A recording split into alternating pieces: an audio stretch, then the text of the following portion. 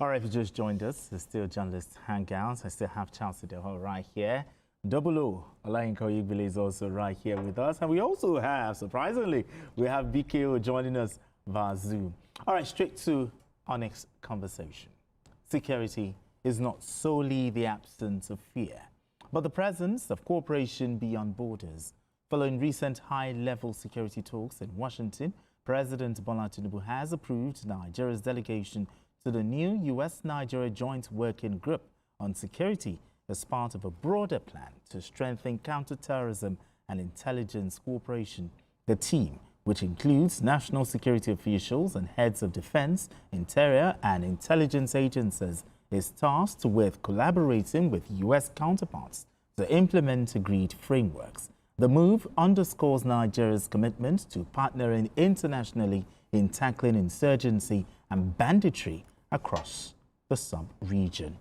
Okay, gentlemen, looking at this conversation, first of all, what specific security gaps is this joint working group designed to fix? And what immediate outcomes does the government expect, from this partnership? Okay, first, we must look at the issues closely. There have been misinformation.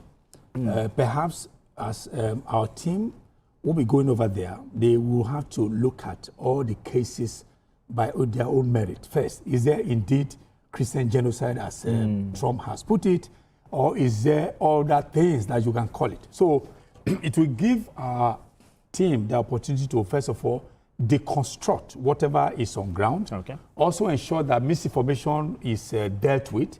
They will put all the cases the way they are on the table for all of the both parties to look at.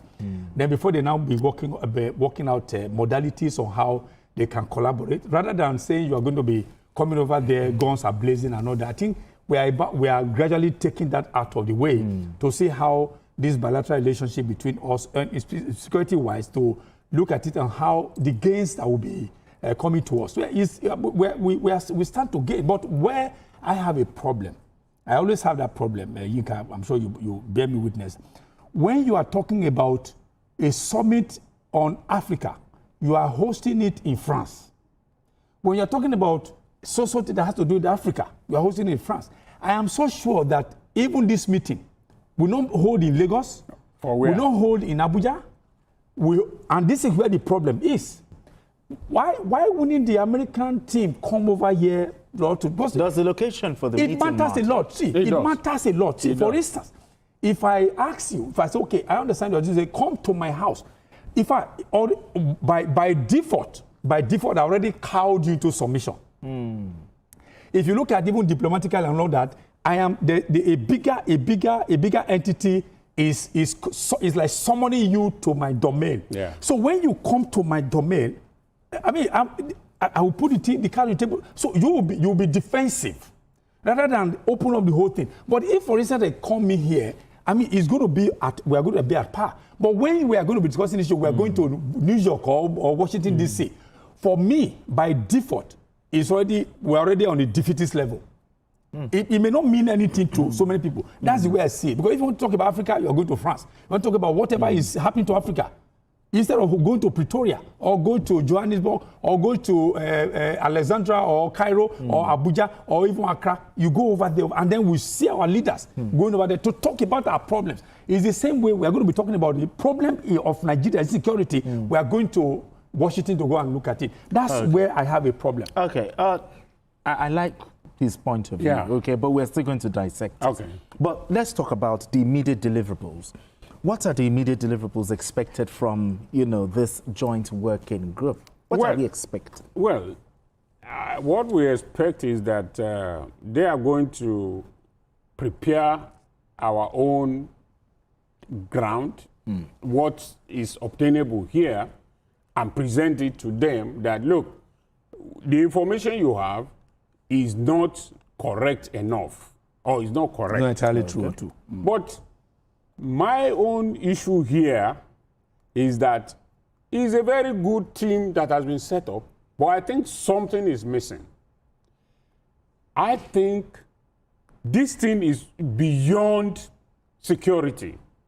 It also has to do with diplomacy.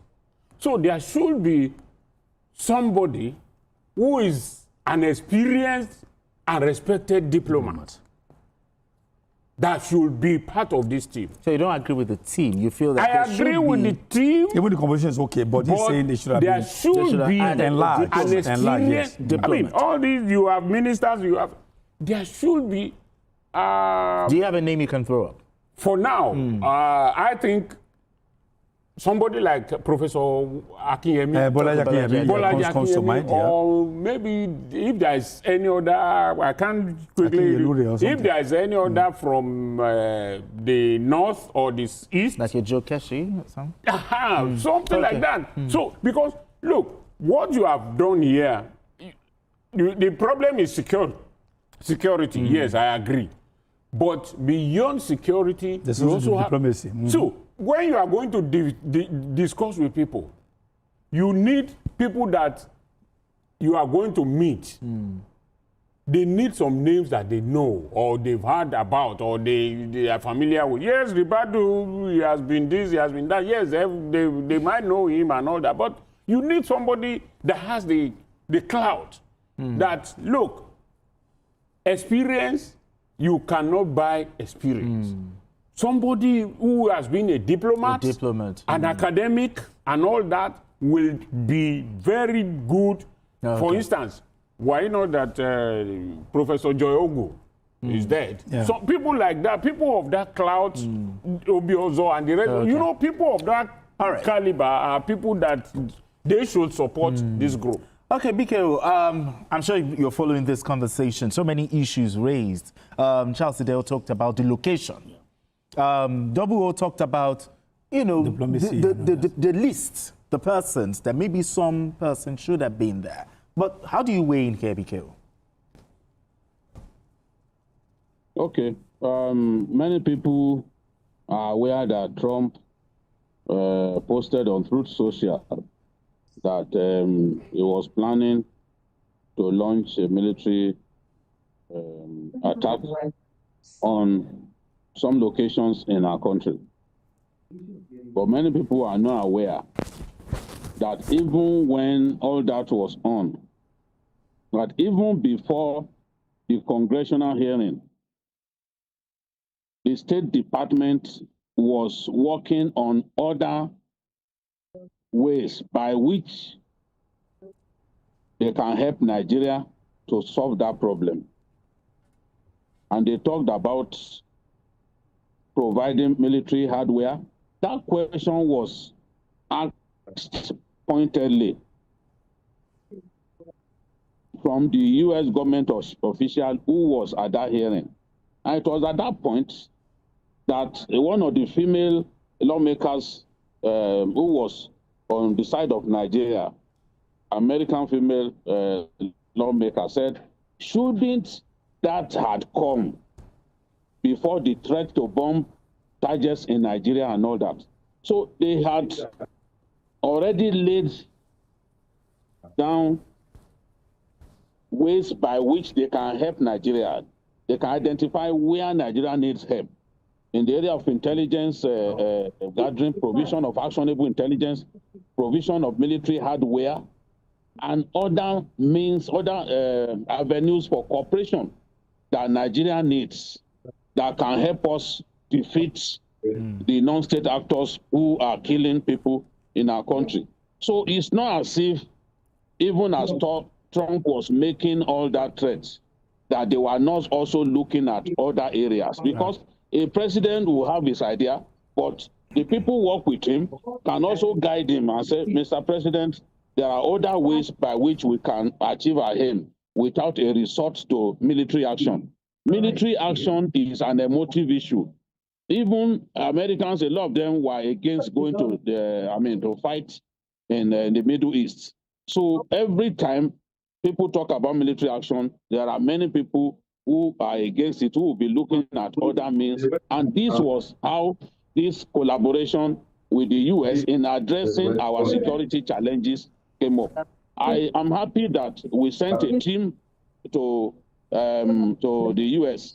and that team was able to sit with some U.S. Government officials, they also showed proof of so many of these bandits and terrorists that had been killed over the years. So there were some of these things that were happening that many Nigerians were not privy to. They provided some evidence that, look, it's not as if we've sat down over the years simply not doing anything. And whether many people want to admit it or not, even the attack on the Middle Belt communities of that are dominated by Christians, people know that it has gone down, at least in the last 2 years. Look at Kaduna, for example.